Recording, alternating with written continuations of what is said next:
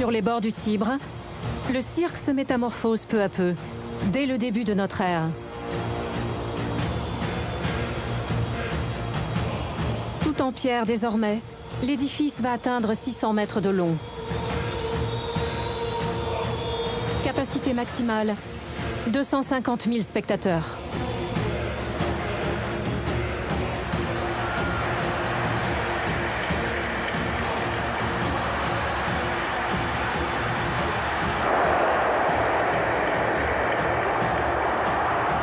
En bord de piste, à droite, la loge impériale, d'où était donné le départ des courses.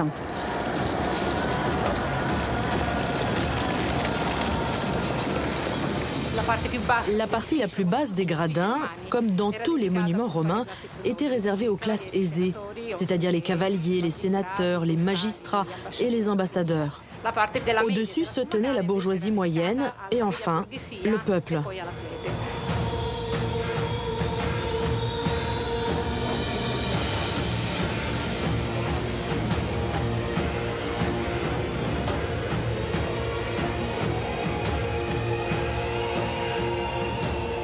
Les spectacles ici duraient toute la journée, souvent même plusieurs jours. Imaginez une affluence de plusieurs milliers de spectateurs qui sortaient, revenaient, faisaient des paris. Il se passait beaucoup de choses ici.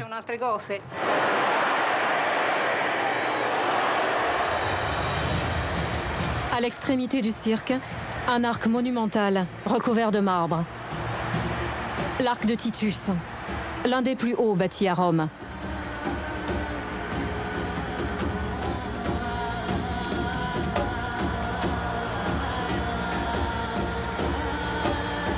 Il a disparu au Moyen-Âge, sans doute entièrement démonté.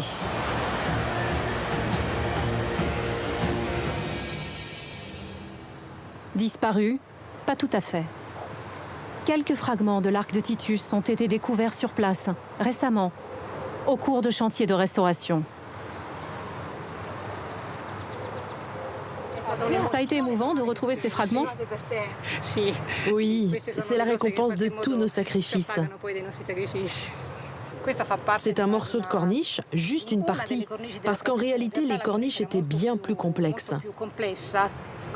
La structure était lisse, l'arc était très austère dans sa décoration.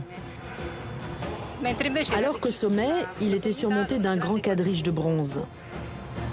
Tous les autres cirques de l'Empire romain ont été construits en utilisant des éléments identiques. En quelque sorte, ils ont copié ce modèle architectural.